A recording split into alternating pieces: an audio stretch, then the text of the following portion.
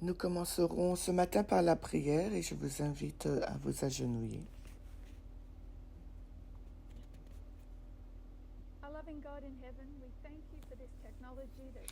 Dieu d'amour qui vit dans les cieux, nous te remercions pour cette technologie qui nous réunit des quatre coins du monde. Nous prions pour le mouvement et les messages, les vérités qui nous lient tous ensemble. Nous prions pour que nous parvenions bientôt à un accord et que le grand cri accomplisse sa mission. En attendant, aide-nous à travailler ensemble, à partager, à parler, à communiquer sous l'influence de ton Saint-Esprit Saint. Nous te le demandons en particulier ce matin alors que nous discutons de ces questions ensemble pour ta gloire et pour l'édification de ton peuple. Nous prions au nom de Jésus. Amen.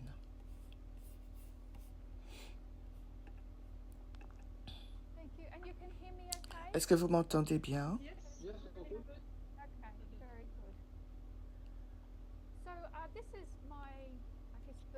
Il s'agit de ma troisième présentation dans cette série de la loi du dimanche que nous faisons et je n'ai pas répété des choses mot par mot, mais j'ai plutôt essayé de répondre aux questions et aux arguments qui se sont opposés au 18 juillet 2024 comme étant la loi du dimanche. Je suis donc heureuse que nous puissions discuter des choses. Je vais travailler à partir de quelques idées. Je vous invite vraiment à participer à créer une discussion ce matin.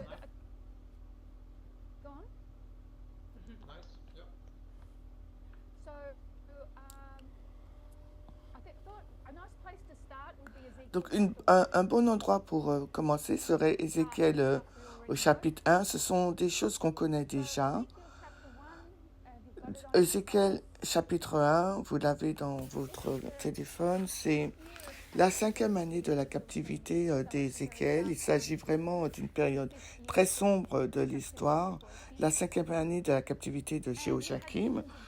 Et la division de Dieu au chapitre 1. Il voit 4 choses. Il voit les 4 chérubins. Il ne les appelle pas chérubins, mais comment les appelle-t-il? Ah, les créatures vivantes. Il voit 4 roues. Il voit un firmament qui est comme la base du trône et ensuite il voit le trône de Dieu.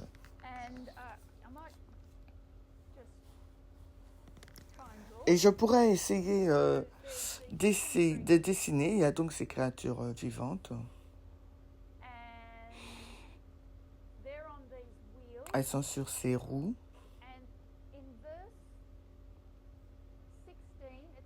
Au verset 16, il dit que l'aspect des roues, l'apparence des roues et leur forme était comme la couleur d'un béryl et les 4 avaient une même ressemblance et leur aspect et leur forme étaient comme s'il y avait une roue au milieu d'une roue. Il y a donc une roue à l'intérieur d'une roue, ils sont des ailes et les mains de Dieu sont sous les ailes, leurs mains. C'est sur le firmament et ensuite il y a le trône sur le firmament. Il y en a 4 de ça. Les mains ne sont pas les mains des chérubins, mais les mains de Dieu dirigent les chérubins ou les créatures vivantes.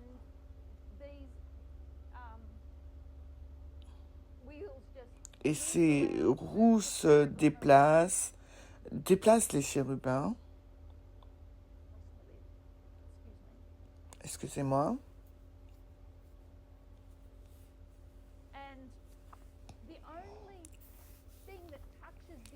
Et la seule chose qui touche la terre, ce sont les roues. Parce que les chérubins sont dans le nuage et les roues touchent la terre. Mais ne touchent pas la terre tout le temps. Elles touchent la terre, puis elles montent et touchent la terre et elles montent. Et il y a différents moments où elles touchent la terre et d'autres moments où elles ne la touchent pas.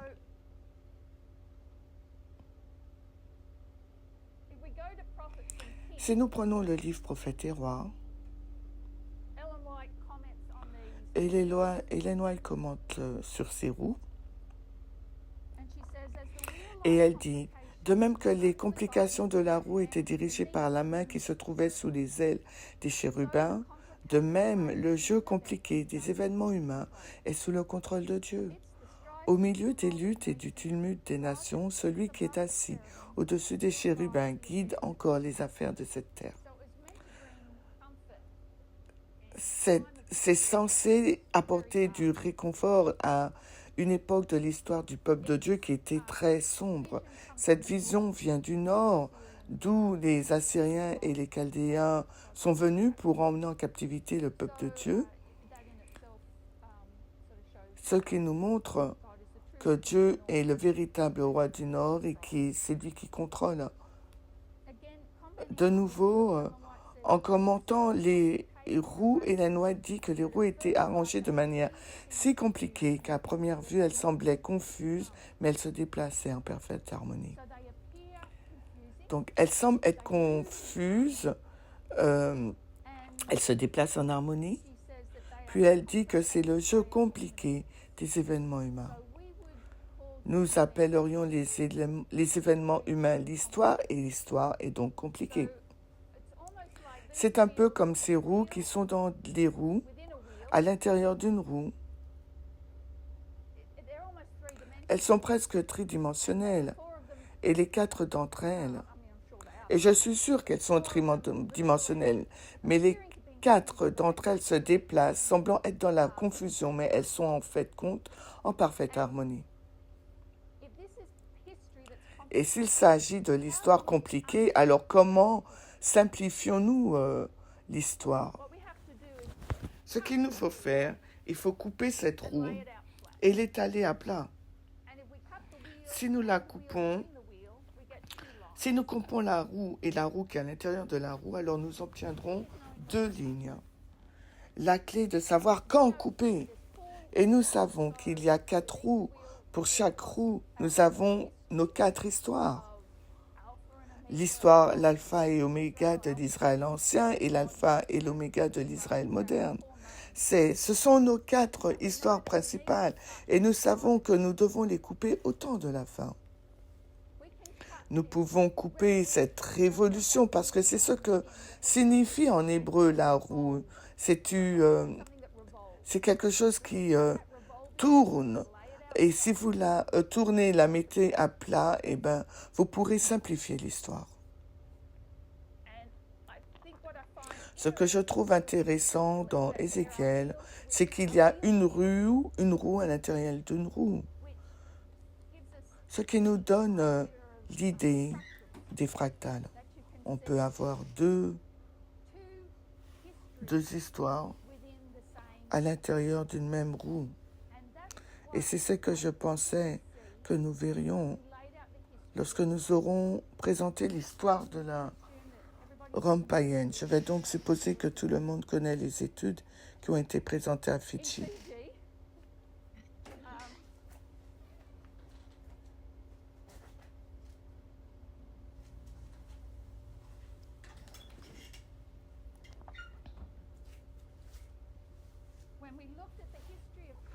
Lorsque nous avons examiné l'histoire de la Rome païenne telle qu'elle est racontée dans le chapitre 11 de Daniel, quand Rome doit conquérir 3 zones géographiques,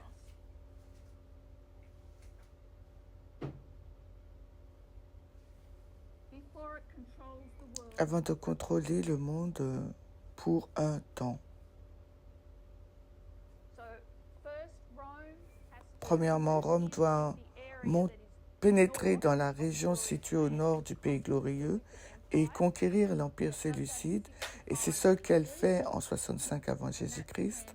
C'est alors que Rome devient le roi du Nord. Puis en 63 avant Jésus-Christ, elle conquiert, en fait c'est plus 64 avant Jésus-Christ, elle va conquérir l'Empire séleucide.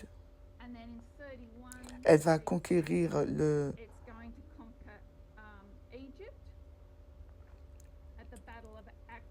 en 65, elle va conquérir donc le pays glorieux, et en 31, la bataille d'Actium. Nous savons que c'est une histoire qui nous mène au développement de cette histoire. Et c'est ce qui se passe à Panium en 198 avant Jésus-Christ. Il y a cette bataille-là à Panium. La bataille de Panium oppose le roi du sud de la Grèce et le roi du nord de la Grèce, qui est Séleucos et Ptolémée. Donc le roi du nord versus le roi du sud, ça, il s'agit de la Grèce. Et le roi du nord va gagner, mais à un prix élevé. Et ce qui va se passer, c'est en 161, avant Jésus-Christ. À cause de cette guerre, le pays glorieux va conclure un traité. Et le récit de ce traité se trouve, je vais vous donner le verset, c'est Daniel 11. Le verset 23, c'est la ligue. C'est une ligue juive qui est faite entre le pays glorieux et le roi du Nord. Il y a donc une ligue. Comme étant le résultat de Panium, il y a un développement dans l'histoire qui va conduire les Maccabées à vouloir faire une ligue avec leurs amis. Cette histoire aura des conséquences qui aboutiront à une ligue contractée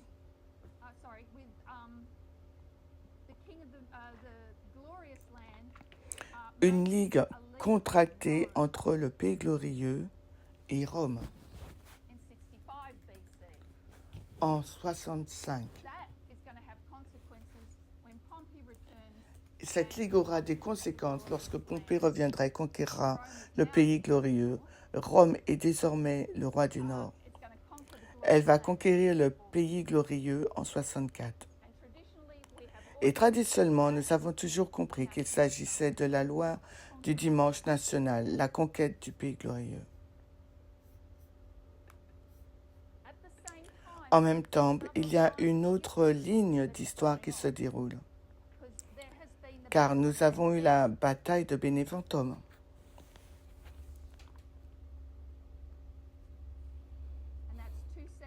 Et cette bataille s'est passée en 275 avant Jésus-Christ. Et avec la bataille de Bénéventum, il y a une guerre entre Rome et Pyrrhus.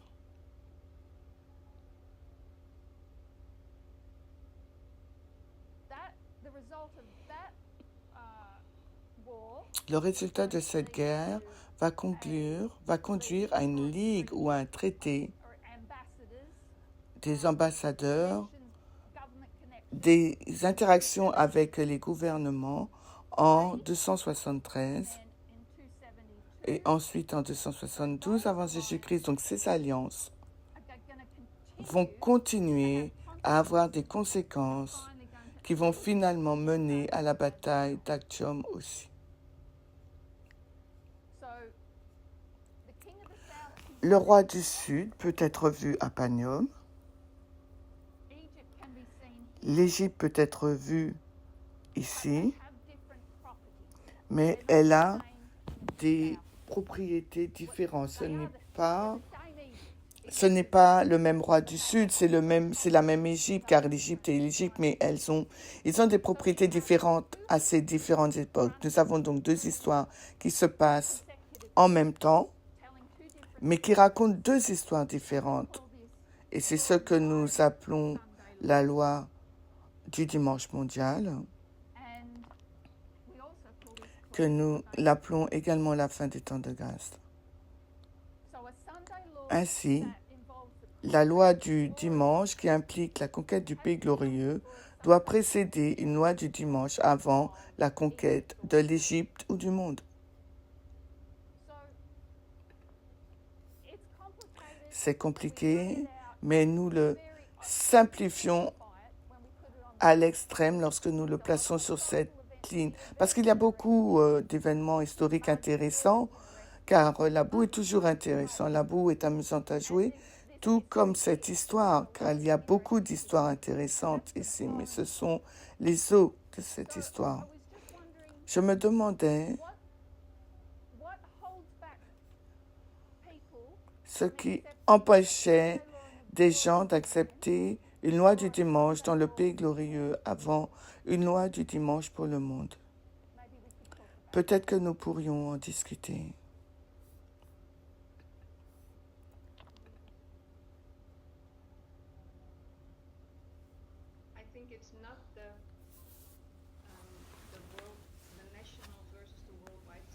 Je ne pense pas que ce soit la loi du dimanche national versus la loi du dimanche mondial, mais je pense que la nouveauté ou ce qui n'est pas connu, c'est peut-être que cette loi du dimanche mondial soit également à la fin du temps de grâce. Et je pense que c'est ce qui rend les choses un peu compliquées. Et pourtant, cette information a toujours été là, ce n'est pas un élément nouveau. Mais je pense que nous n'avons pas l'habitude de le dire. Nous ne l'avons pas appelé la loi du dimanche mondial, je pense. Ou est-ce que je me trompe? Dans le passé, nous l'avons fait, oui. Ce n'est pas nouveau. C'est ainsi qu'on l'enseignait autrefois. Bien avant le message du cri de minuit, ce sont des choses qui ont été mises de côté. Je ne pense pas que ce soit un problème. Les gens ont-ils un problème? Est-ce un problème le fait que nous appelons la loi du dimanche mondial et que nous la plaçons à la fin du temps de grâce? Parce que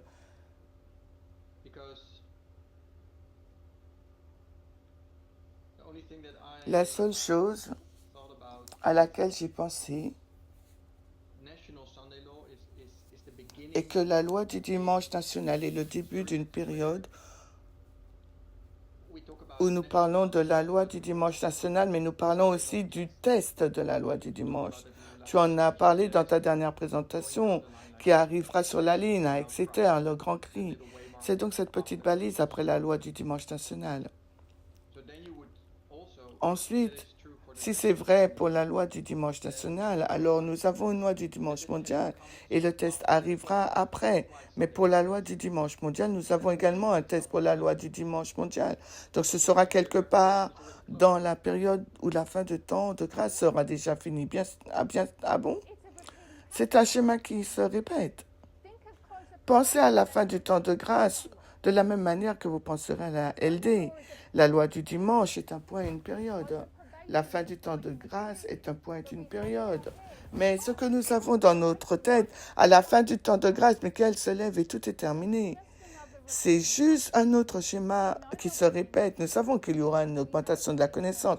Nous savons qu'il y aura une formalisation du message. Ce qui va se passer lors de la formalisation de cette période à la fin du temps de grâce, le test n'aurait pas lieu avant la fin du temps de grâce. Le test n'aura lieu qu'à la formalisation. Nous disons, Michael se laisse, fin de temps de grâce, oui. Mais c'est un processus. Tout comme la loi de dimanche est un processus. Et je pense que ce sont les messages de cette semaine. Je pense que cela a effrayé les gens. L'idée que nous sommes dans la période de la loi du dimanche ou la course rapide vers la fin du temps de grâce. Suis-je prête? Car l'approbation arrive. Tout n'est pas fini à la fin du temps de grâce. J'ai promis aux gens que je parlerai longtemps. Désolé, c'était rapide. Tout n'est pas terminé à la balise de la fin du temps de grâce. C'est un Boston. C'est l'arrivée d'un message. Dieu est bon. Et nous donne du temps. C'est comme si nous n'avions pas de temps et pourtant nous avons tout le temps du monde. Dieu donne aux gens le temps de s'installer dans ces choses. Je vais peut-être quelque chose d'un peu différent et voir ce que vous en pensez.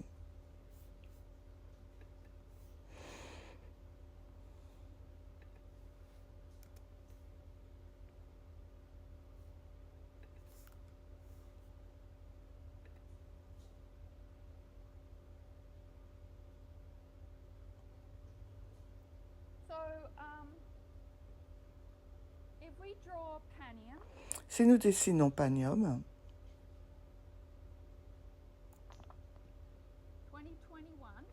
2021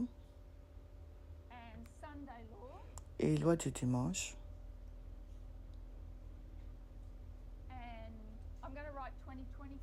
et je vais écrire 2024, même si nous ignorons la date. Entre Panium et la loi du dimanche, nous savons qu'il s'agit de la montée du 7e royaume, mais nous savons aussi qu'il s'agit de l'agitation de la loi du dimanche. Je vais donc écrire agitation de la loi du dimanche national ou de la LD américaine, de la loi du dimanche du pays glorieux. C'est une agitation. Nous préparons à l'arrivée d'un message de la loi du dimanche, car nous allons entrer dans la période de la LD, qui nous mènera jusqu'à la fin du temps de grâce ou de la loi du dimanche mondial. Nous avons donc l'agitation de la loi du dimanche, qui est la montée du 7e royaume, ou je dirais le roi du Nord.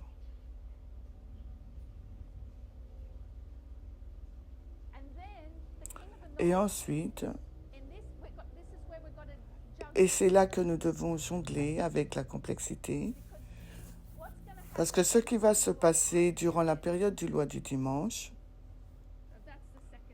la balise là c'est la deuxième venue, ce qui va se passer pendant la période de la loi du dimanche national, c'est que le roi du Nord va continuer à s'élever, mais il s'agit de l'agitation de la loi du dimanche mondial. L'agitation de la loi du dimanche des USA et l'agitation de la loi du dimanche mondial.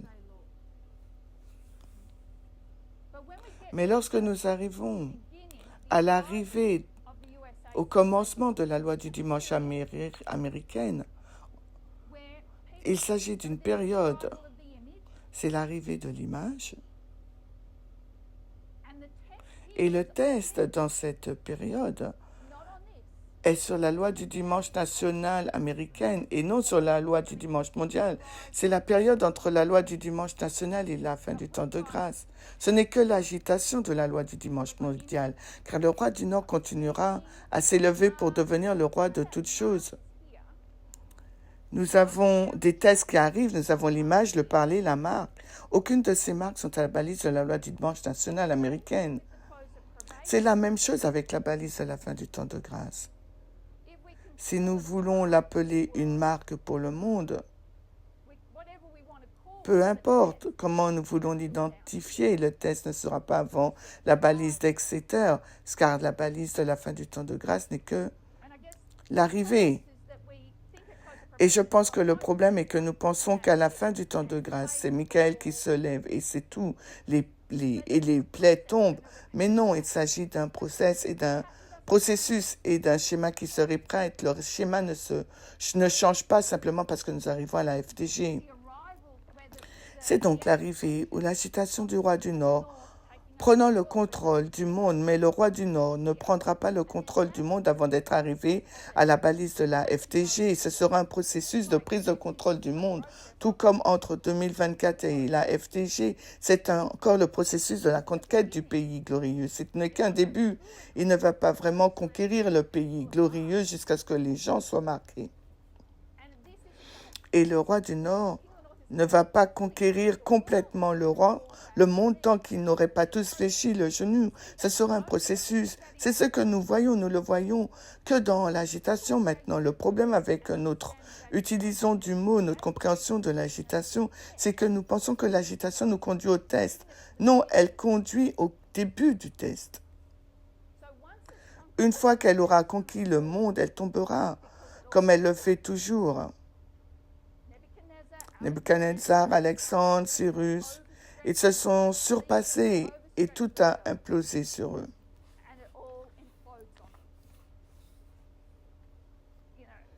Vous savez, si Alexandre avait juste gardé les 3 territoires, mais non, il en vole plus. C'est donc l'histoire du pays glorieux. En même temps, il y a l'histoire de Beneventum,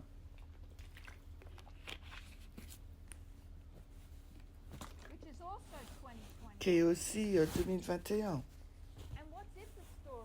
Et de quoi est-ce l'histoire?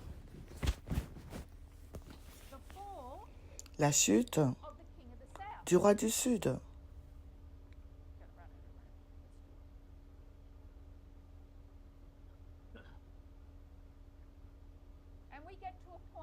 Et nous arrivons à un point où nous allons voir qu'il continue à tomber. La différence, c'est que cette histoire est interne et que cette autre histoire est externe. Mais c'est une chute en continu.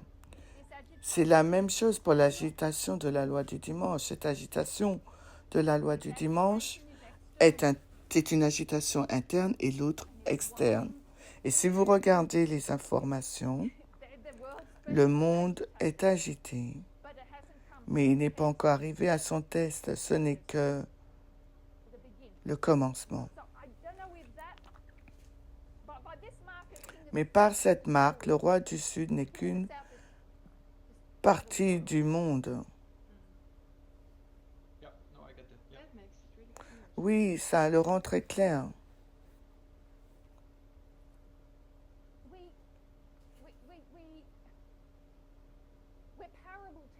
Nous sommes des enseignants en parabole.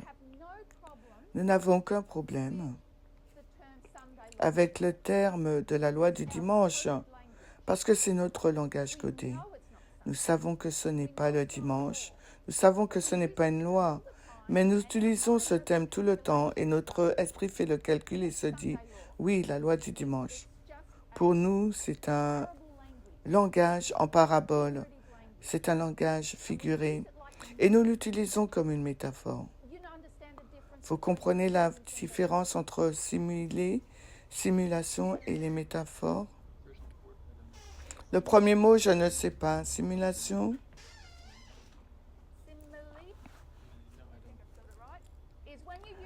C'est quand vous utilisez comme ou semblable à. Par exemple, le royaume des cieux est semblable à une graine, un arbre, et comme une perle de grand prix. Vous savez que ce n'est pas le cas. Il s'agit que c'est comme quelque chose. Par contre, quand vous employez le mot simulation et que vous le transformez en une histoire, ça devient une parabole. Et Jésus parlait surtout en parabole. La plupart de ces paraboles étaient des simulations. Mais pour une métaphore,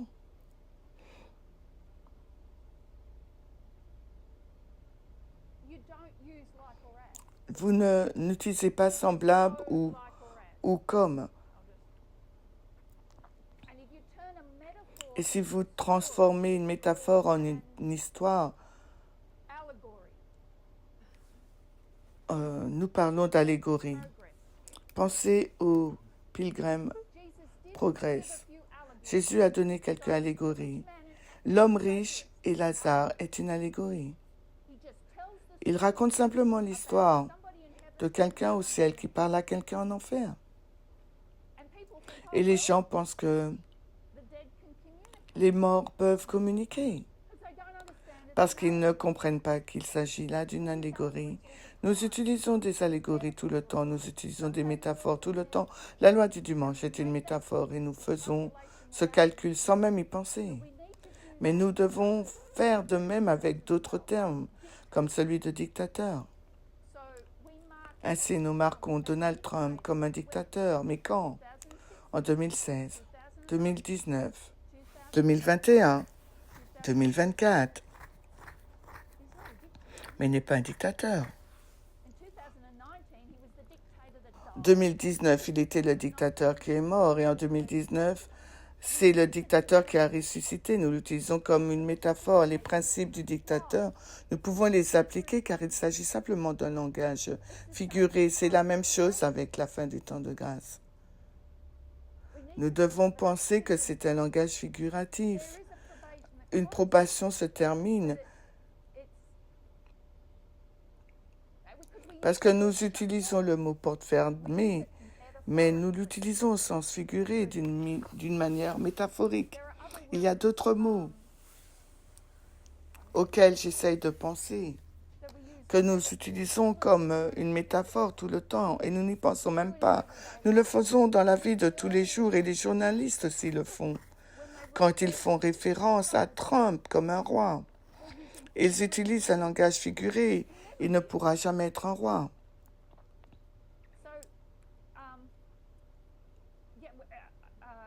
Donc c'est juste un exemple. Peut-être que ce sera utile lorsque nous penserons à des choses comme la fin du temps de grâce. C'est très clair. Une question qui n'est toujours pas résolue dans mon esprit.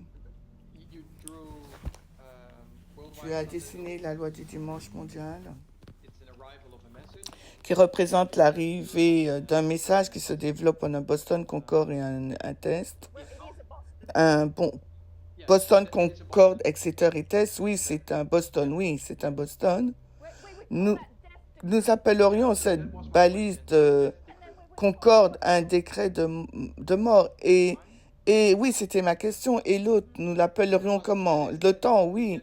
Mais nous obtenons ces deux balises à partir des écrits d'Ellen White, littéralement le décret de mort et le temps. Et nous les mais dans mon esprit, j'ignore si c'est une lecture littérale des écrits d'Ellen White, mais le décret de mort est vraiment comme cette chose.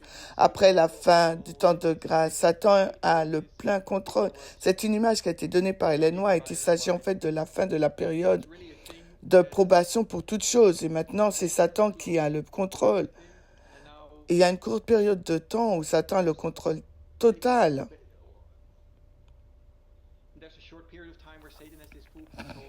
Et le décret de mort, etc. Donc, je me demande encore comment ça s'inscrit dans ce modèle.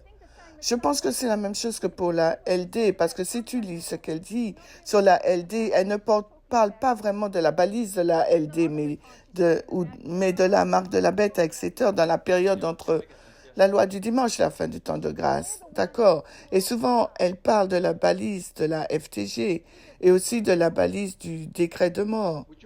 Oui.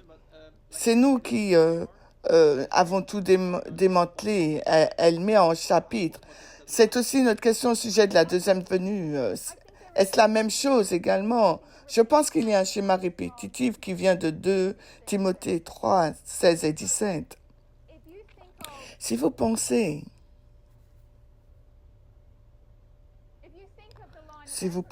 au modèle de l'agriculture,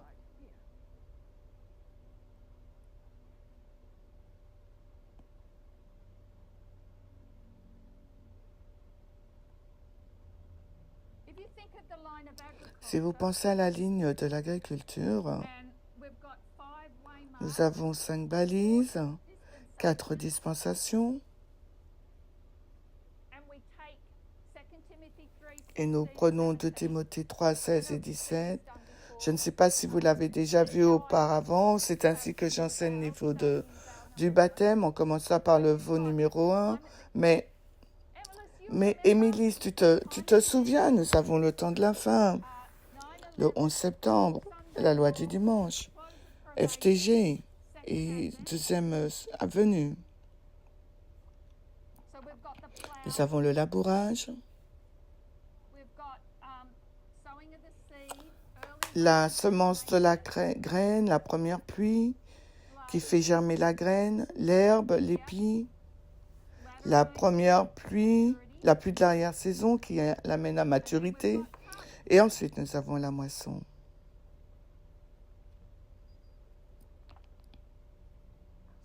Il s'agit de l'histoire de la graine.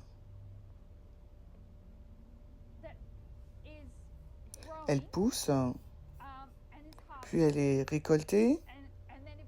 Et nous prenons 2 Timothée 3. Nous savons que la doctrine arrive à la balise du 11 septembre. Nous indiquons la réprimande et la correction, puis l'instruction dans la justice, parce que c'est la justification et là c'est la sanctification. Donc l'instruction dans la justice, je sais que j'y passe rapidement sur ce point, afin que le saint de Dieu soit parfait. Ils doivent être parfaitement préparés à toutes les bonnes œuvres. Voyons donc le processus. Puis on arrive à la période de la moisson. Mais est-ce la fin de l'histoire? Est-ce la fin de Apocalypse 14? L'agriculteur fait-il tout ce travail uniquement pour mettre quelques graines dans le silo ou dans une grange? Ce n'est que le commencement d'un processus. Vous prenez la semence doit aller au moulin, elle doit être broyée, elle doit devenir utile, elle doit nourrir des gens.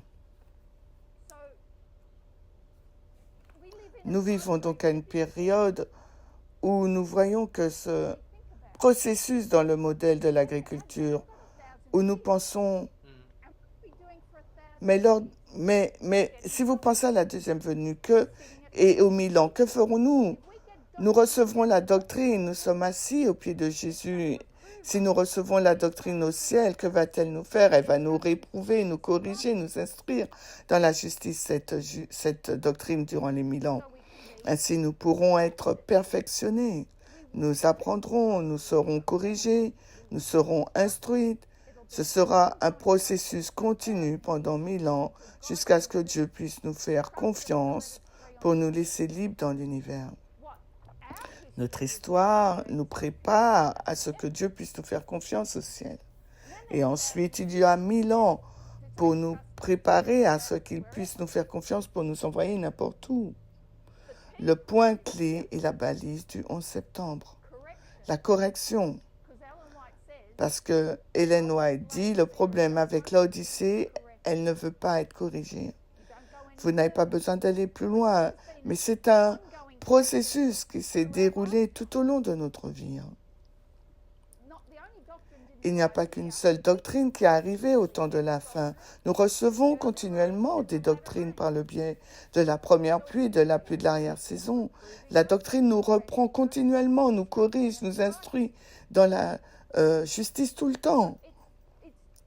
C'est donc un processus continu, parce que qu'est-ce que la sanctification? C'est une justification en continu. C'est une instruction en continu. La clé à la balise du 11 septembre est le fait d'être corrigé. Si nous pouvons traverser cette histoire avec succès, Dieu sait qu'il peut nous confier le ciel. Dieu sait qu'il peut nous dire n'importe quoi. Et nous dirons, ah oui, ça a du sens. Ou ça n'en a pas. Peux-tu nous l'expliquer à nouveau? Mais nous serons prêts à accepter. Et nous ne nous rebellerons pas. C'est dans la rébellion que vient le péché. Donc, pour revenir à la période de la fin du temps de grâce, nous nous attendons à ce qu'il y ait une doctrine et qu'elle nous teste. Vous savez, l'ancien Parmenter a toujours dit que nous pouvons tomber pendant la période de la FTJ. Et c'est ce qui m'a fait réfléchir. Parce que j'ai pensé, mais attendez, je me suis dit à la FTG, je suis en sécurité, ou bien je suis fichu. La plupart du temps, je pense que je suis fichu, mais vous savez, c'est fini. Mais non. Parce que si nous comparons cette balise avec les autres balises, ce n'est pas ainsi que ça fonctionne. La balise du 11 septembre, Dieu nous a donné le temps de nous affermir dans cette balise. La balise de la LD, Dieu aussi nous a donné du temps pour nous y habituer. Et il en sera de même avec la balise de la FTJ. Et nous aurons 1000 ans pour nous adapter à tout ce qui arrivera par la suite.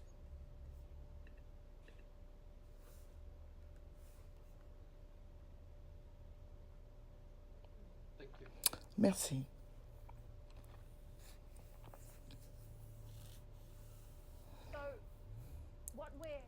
Ce avec quoi nous jonglons en ce moment, c'est la complexité. Le monde est en désordre. Nous devons régler la situation. Ce que je pense représente une grande partie des vêpres. Nous avons passé au crible la gauche. Nous passons vraiment au crible l'histoire où nous nous demandions quelle nouvelle aujourd'hui appartient à ce côté interne et quelle nouvelle aujourd'hui appartient à côté externe, parce que tout se passe en même temps et certaines choses sont connectées.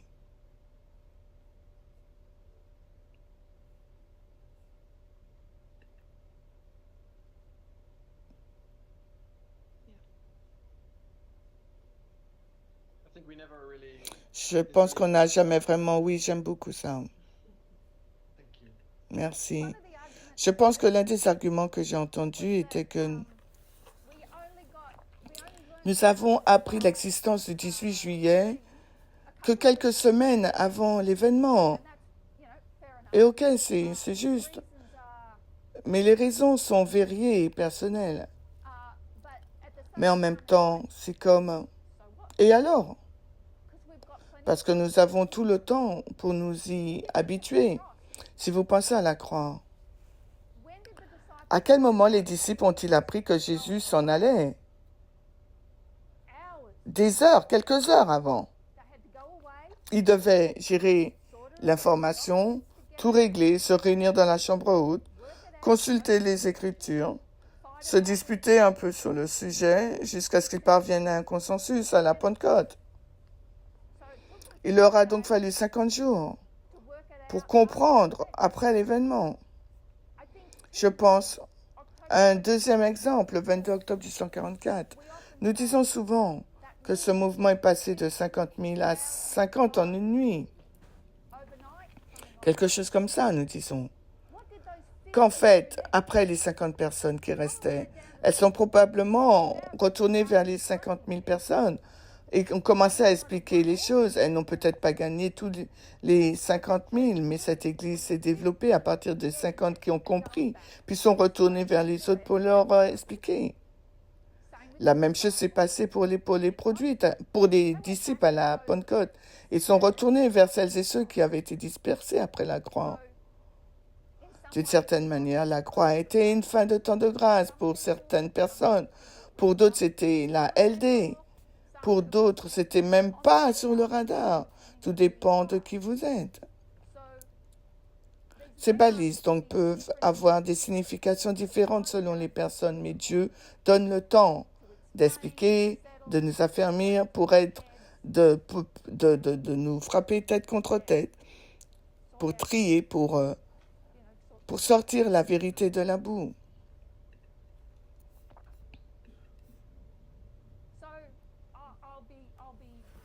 Je vais être franche.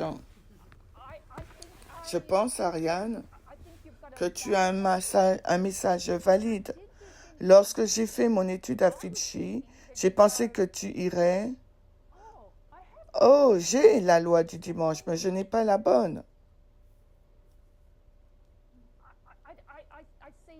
Je vois la logique dans tout ce que tu as exposé.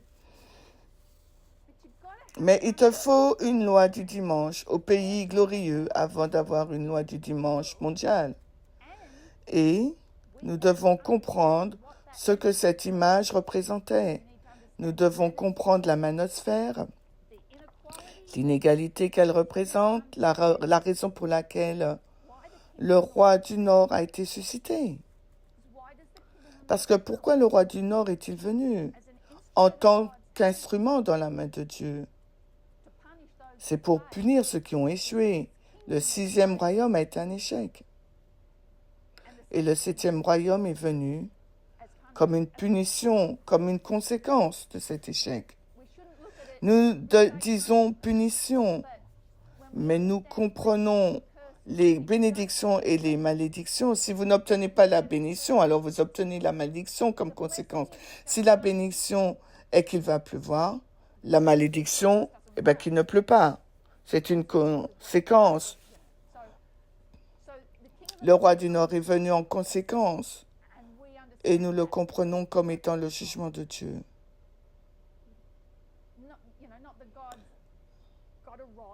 Vous savez, non pas que Dieu et un bâton. Nous savons que Dieu n'a pas brandi un bateau au-dessus d'Ève pour lui dire, eh bien, méchante fille, c'est à cause de ce que tu as fait que tu vas être châtiée. Non, c'était la conséquence de ce qui s'est passé. La malédiction d'Adam était la conséquence de ce qui lui est arrivé. De ce fait, le roi du Nord est la conséquence de l'échec du 6e royaume. Est-ce que je comprends bien l'histoire qu'Ariane raconte? Tu la situes plutôt au niveau de la loi du dimanche mondial, la chute externe du roi du Sud? Oui.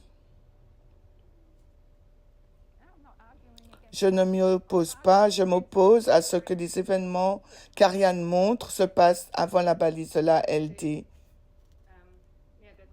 Donc tu dis que c'est à la loi du dimanche mondial, à la chute du roi du Sud, dans l'histoire externe, l'histoire qui a commencé avec l'Ukraine en hiver. Beneventum.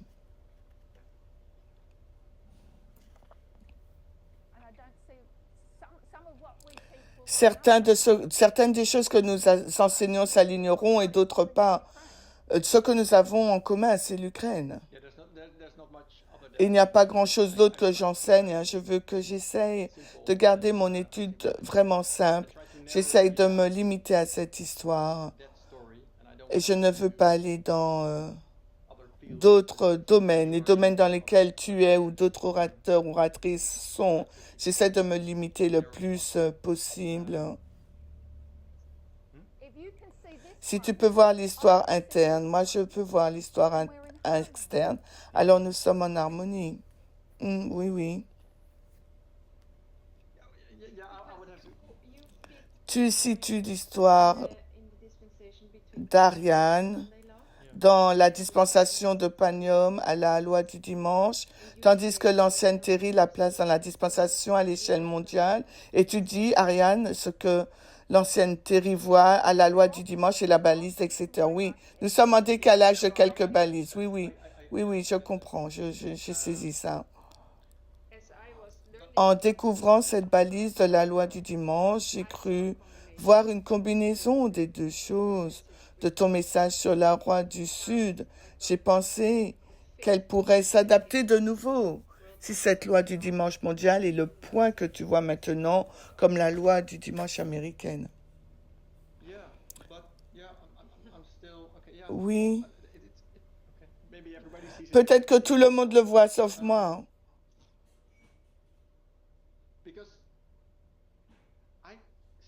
Parce que dans mon esprit, je peux voir la mort de la Russie, la mort finale de la Russie à la loi du dimanche mondial.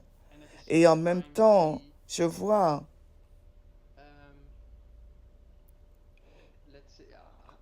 comment tu le dis, une perte des sphères d'influence au niveau de la loi du dimanche national.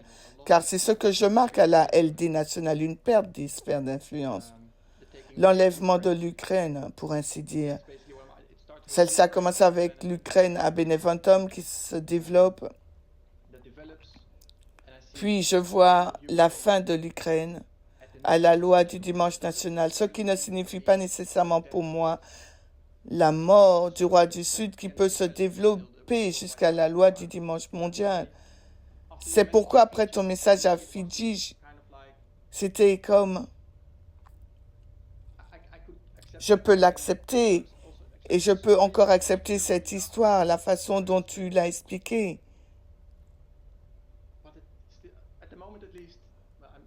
Mais pour l'instant, en tout cas, je suis habituellement lent. Ce n'est pas nécessairement un problème pour moi en ce qui concerne ce que j'enseigne.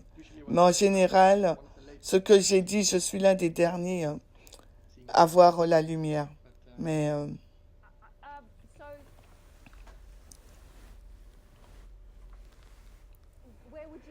où placerais-tu l'image? Je ne sais pas, il n'y a pas d'image dans l'histoire de l'Ukraine. Je suis désolée. Quelle que soit ta première loi du dimanche, tu dois avoir une image de la bête. Et je pense que c'est là que notre message d'égalité entre en jeu. Et c'est là que c'est vital. Et pour toi, Ariane, ce sera encore dans le futur. Soit nous sommes dans la loi du dimanche, soit nous ne le sommes pas. L'une des choses que j'ai faites, je me souviens pas, mais je pense que c'était en France, c'était d'expliquer, vous savez que la loi du dimanche est l'image de la bête.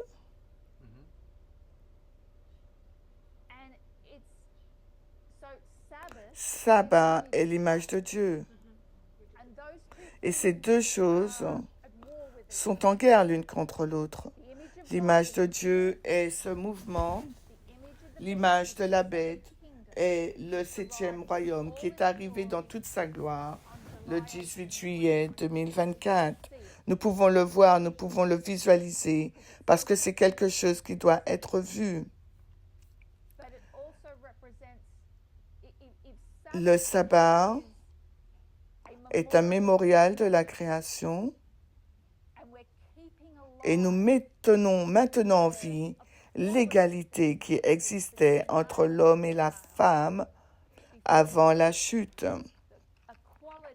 L'égalité à la création, quand ils n'avaient pas de domination l'un sur l'autre, ils avaient la domination qui était et étaient de bons intendants de leur environnement. Le dimanche est l'opposé, c'est-à-dire qu'il maintient en vie le souvenir de la malédiction, de la perte de la domination, du patriarcat ou de la manosphère. Je pense que le manosphère est le terme le plus approprié aujourd'hui.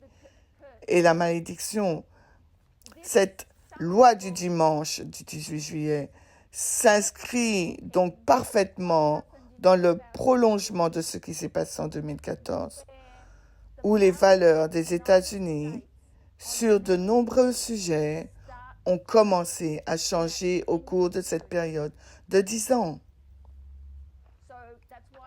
C'est pourquoi il y a non seulement la purge du Parti républicain des modérés, mais aussi vous avez le Gamergate, la controverse avec la papauté en Amérique du Sud au sujet des prêtres mariés, le changement climatique. Vous savez, ce manque de domination sur votre environnement. Vous avez une liste de choses qui montrent que les valeurs des États-Unis vont changer. C'est la première loi du dimanche en 2014 qui, soit dit en passant, n'a été déballée qu'en 2018 et plus tard. 10 ans plus tard, nous avons parfaitement terminé cette histoire avec l'arrivée du 7e royaume. Ainsi, lorsque nous pensons à la loi du dimanche, elle a un sens métaphorique, où elle maintient en vie la malédiction, la perte de domination, l'inégalité.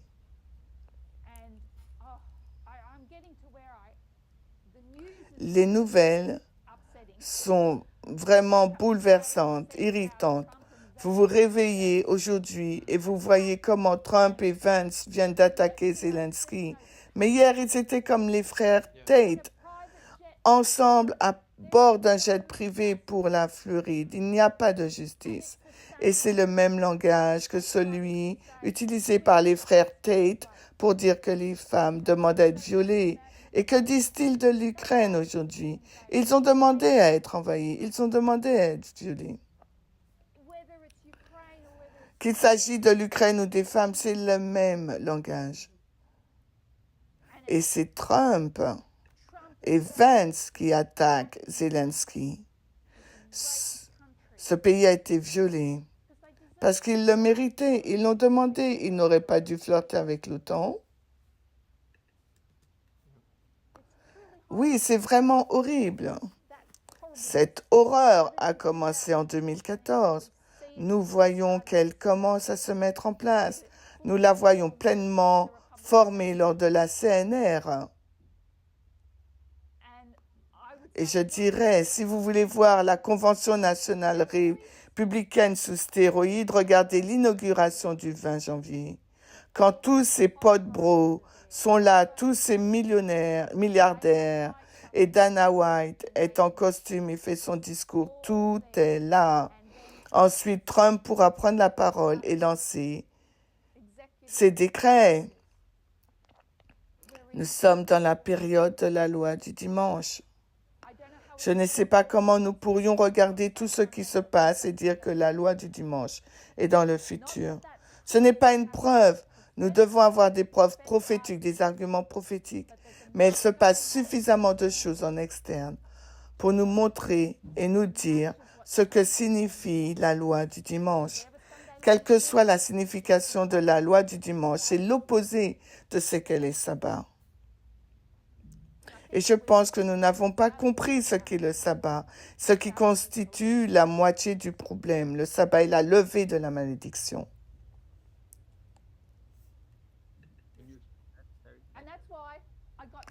Et c'est pourquoi j'étais si contrariée quand les gens disaient « Oh, Kamala va gagner ».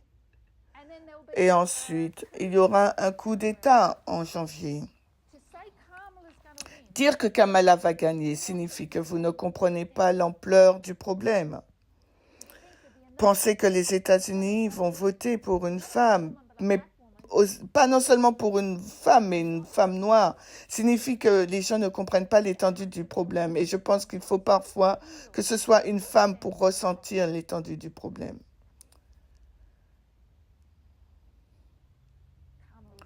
Kamala n'aurait jamais pu gagner. On n'a pas pu faire entrer Clinton. Nous n'avons plus de femmes. Nous n'avons plus de voix.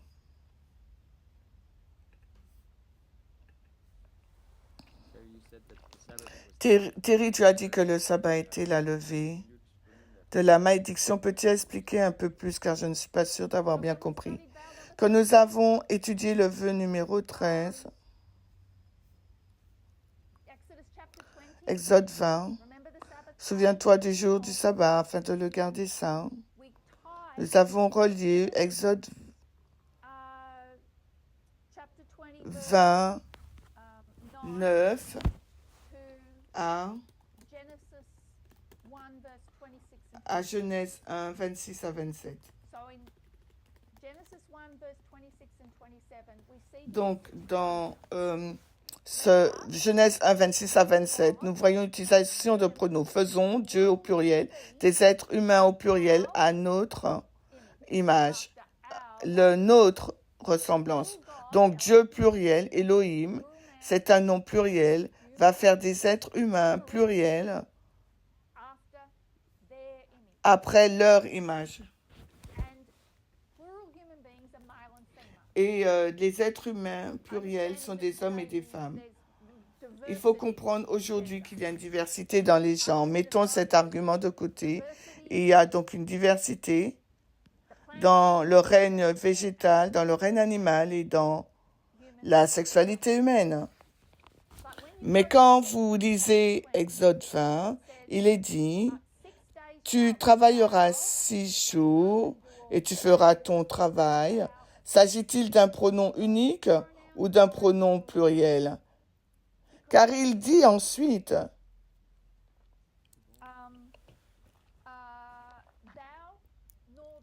ni toi, ni tes fils, ni tes filles. Alors qui a des fils et des filles, des hommes et des femmes?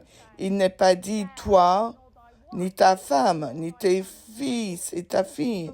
Nous pouvons donc supposer sans risque que toi représente l'homme et femme à partir de Genèse 1. La malédiction est levée 1 jour par semaine. Ils n'ont plus à gagner leur pain à la sueur de leur front. Parce que la malédiction est levée le sabbat. La malédiction est également levée pour la femme qui n'est soumise à aucun contrôle patriarcal le jour du sabbat. Eh bien, il s'agit du sabbat du 7e jour de la semaine.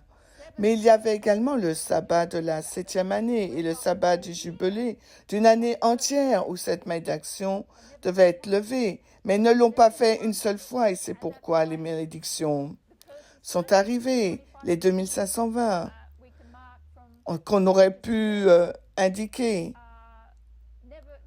Parce qu'ils ont rompu l'alliance, ils n'ont pas respecté l'alliance, ils ne peuvent pas voulu que la terre se repose durant la 7e année. Dans la loi du sabbat, il y a donc la levée de la malédiction. Par conséquent, le dimanche C'est le contraire. Je pense que tu l'as très bien expliqué dans les présentations en France. Oui, c'est vrai, tu l'as dit. Tu l'as bien placé. Nous l'avons dessiné. Et c'est le problème, c'est ça la chose avec la parabole. Les paraboles ont besoin d'être vues, même s'il ne s'agit que de dresser de lits. C'est beaucoup mieux de les voir afin de au lieu de les entendre. Oui, tu l'as bien expliqué. Je voulais regarder la présentation avant aujourd'hui, mais je n'ai pas pu le faire. Je suis désolée. J'ai supposé que tout le monde avait regardé les présentations faites en France. Je ne devais pas supposer car nous sommes tous occupés. Je le comprends. Mais notre connexion Internet était un peu mauvaise, donc je n'ai pas entendu tout ce que tu as dit. Mais nous regarderons à nouveau et voir ton explication. Et aussi ce que tu as présenté en France. Mais je pense que c'est vraiment intéressant parce que dans notre groupe, vous savez, Annabeth a fait une présentation sur le sabbat, sur la signification du sabbat. Cela fait un certain temps que nous en parlons. En tout cas, c'est mon cas parce que j'ai au moins cette pensée que nous avons une compréhension vraiment superficielle du sabbat, je pense. Et quand tu as commencé à l'expliquer, c'est comme si quelque chose s'ouvrait et que ça avait du sens. Nous arrivons à un niveau beaucoup plus profond de ce qu'est le sabbat. Et vous le voyez quand vous observez le contraste avec la loi du dimanche. C'est une perspective que je n'avais jamais envisagée auparavant. C'est donc très agréable d'avoir cette confirmation que oui, nous avons une compréhension vraiment superficielle du sabbat. Mais c'est juste la même façon de penser. Je peux voir que avec les lignes, que j'ai une compréhension superficielle. C'est plus du genre tout ce que vous voyez, ce qui est comme si à la FTG tout s'arrête. En tout cas, c'est ce que je constate chez moi. Mon cerveau veut vraiment tout simplifier pour que ce soit plus facile à comprendre, mais il passe à côté de la complexité, de l'ampleur de ce qui se passe vraiment avec les lignes et les développements. Et c'est vraiment un combat que de lutter contre ce que tu vois et tout ce qui est. J'ai compris, je comprends et je pense que nous ne sommes pas censés comprendre pleinement la dispensation jusqu'à ce que nous y arrivons. Donc, vous savez, cette dispensation, bien que nous ne devrions pas nous focaliser dessus, je pense qu'il n'y a pas de mal à comprendre que tout n'est pas terminé à la FTG, parce que je pense que cette compréhension a rendu les gens très anxieux. Oui, ça va se finir, mais vous savez, Dieu est bon et il nous donne du temps. Je pense que ce qui est important avec le sabbat, c'est de comprendre que vous ne verrez pas l'image, vous ne verrez pas l'importance du test, simplement suivant la bataille du roi du Nord et du roi du Sud, ou la mort du roi du Sud, car ça fait partie de l'histoire, mais la conquête du pays glorieux, le pays glorieux devrait être le protecteur et le défenseur du peuple de Dieu, et cela aurait eu une influence sur le monde entier. Une fois le pays glorieux conquis, cette influence sur le monde est perdue. Et c'est ce que nous sommes en train d'observer. L'influence était d'être progressiste, d'apporter l'égalité.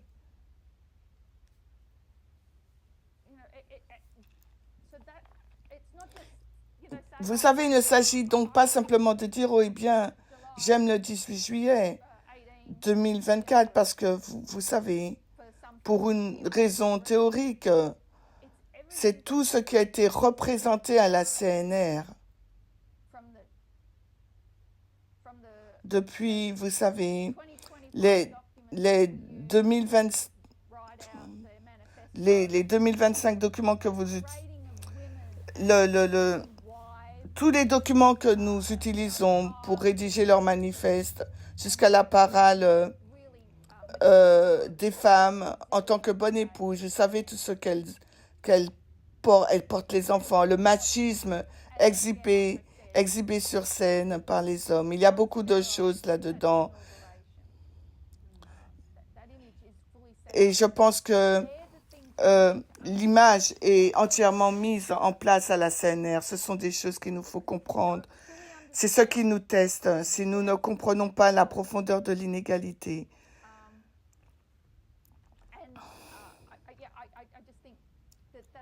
Je pense que c'est le test le plus important. Et nous le voyons affiché au niveau mondial avec l'Ukraine et la Russie. Vous savez, ça fait toujours partie de l'histoire. Nous n'aurons pas compris l'égalité. Nous n'aurons pas compris le patriarcat s'il n'y avait pas eu le roi du Sud. Reconnaître la domination de l'État sur l'Église est tout aussi néfaste que la domination de l'Église sur l'État. C'est de là que tout est parti. C'était la graine. L'histoire du roi du Sud est donc très importante. Mais la conquête du pays glorieux doit venir en premier, parce que le pays glorieux était le protecteur et le défenseur du peuple de Dieu. Et il a fait naufrage. Il a été brisé. Nous sommes toujours dans ce processus. Ah, je pense que j'ai dépassé le temps. Tu as fait une heure de présentation. Est-ce que je peux poser une question, une autre? Quand tu as mentionné que les gens croient que Kamala Harris pourrait gagner, elle a le vent en poupe, etc. Je dirais que j'étais dans le camp de ceux qui espéraient vraiment qu'elle gagnerait. Parce que je m'accrochais à cet espoir. Je redoutais l'idée d'un retour de Trump. Est-ce de l'ignorance de ma part que d'avoir de l'espoir? Je pense que c'est différent. J'espérais qu'elle gagnerait aussi, mais je savais qu'elle ne gagnerait pas parce que profondément, Trump allait toujours gagner. Il est le dernier président. C'est le 45e. Il sera le 47e. Je comprends donc que nous ayons espéré. C'est comme si j'espérais qu'Andrew Tate aille en prison. J'espère beaucoup de choses qui ne se produiront pas. Donc c'était donc de l'ignorance que d'avoir de l'espoir. En quelque sorte, vous savez, vous ne pouvez pas, vous ne devriez probablement pas effacer l'espoir, parce que alors vous savez, vous serez dépressif. Mais d'un point de vue prophétique, c'était probablement de l'ignorance que de chérir cet espoir. Ou, vous savez, parce que lorsque vous avez de l'espoir, vous devez aussi croire en cet espoir. Avoir de l'espoir sans y croire, je ne sais pas comment l'appeler. Quand on espère, on a quelque sorte, une croyance que c'est possible. Oui, que c'est possible, que ça se réalise. J'ai peut-être répondu à ma propre question, mais c'était probablement les deux. Ignorant et naïf. Ignorant et naïf que d'avoir de l'espoir. Parce qu'il n'y en aurait jamais eu. Et c'est la même chose pour maintenant quand je regarde les événements externes. J'ai toujours cette espoir que ça pourrait s'améliorer. Peut-être que la situation changera. Ou peut-être que cette chose ça va se développer, mais peut-être que je continue à répondre à mes propres questions. Est-ce ignorant que d'avoir cet espoir? Mais si je n'ai pas cet espoir, je deviens instantanément déprimé et suicidaire. Je ne sais pas, car c'est tellement mauvais tout ce qui se passe. Je pense que l'espoir est lié à l'empathie. Nous espérons pour les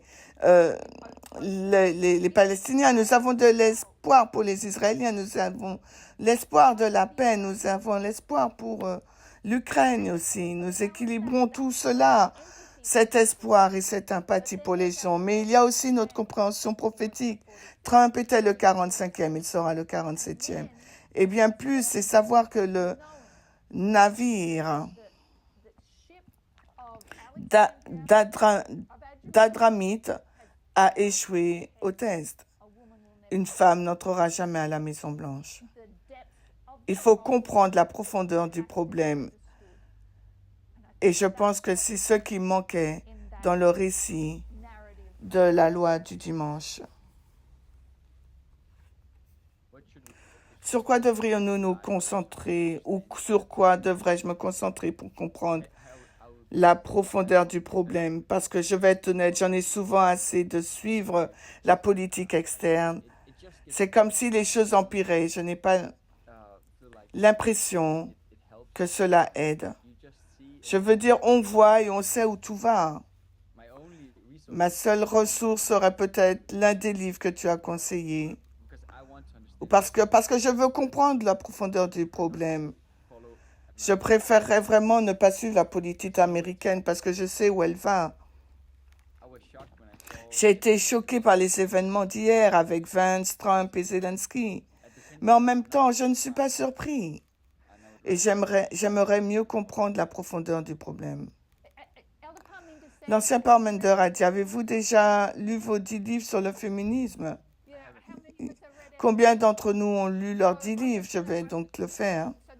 Celui-ci est Patriarche d'Angela Seni. Celui-là, Half the Sky de Nicolas Christophe. Les livres audibles, tout ce qui est le moins cher. Si vous pouvez obtenir un PDF gratuit, sexe et paix dans le monde.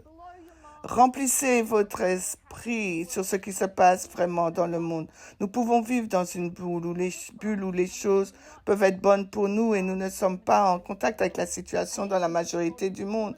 Et même de la femme qui vient à côté de chez nous. Je vous encourage donc à lire de la littérature féministe et lorsque vous la lisez, vous devez la passer au crible, n'est-ce pas? C'est une partie de l'histoire des vêpres qui consiste à passer au crible à gauche, mais il y a suffisamment de choses dans ces livres et dans beaucoup d'autres pour t'éduquer assez rapidement. Merci, j'en ai besoin. Je sais que j'ai dépassé le temps. Je terminerai par une prière.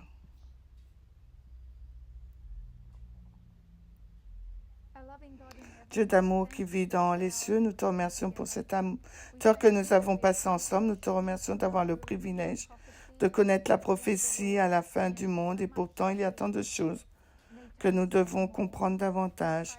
Nous prions pour que le Saint-Esprit continue de vivifier nos esprits et nous aide à recevoir la doctrine, la correction, la réprimande et l'instruction. Nous désirons ardemment vivre cette expérience après la fin de ce monde de tristesse et de péché. Mais Seigneur, que nous puissions faire notre travail ici pendant que nous en avons le souffle. Alors, s'il te plaît, fais ton travail en nous, en tant qu'individu, en tant que membre du mouvement, afin que nous puissions être des outils dans ta main. Nous te le demandons au nom de Jésus. Amen.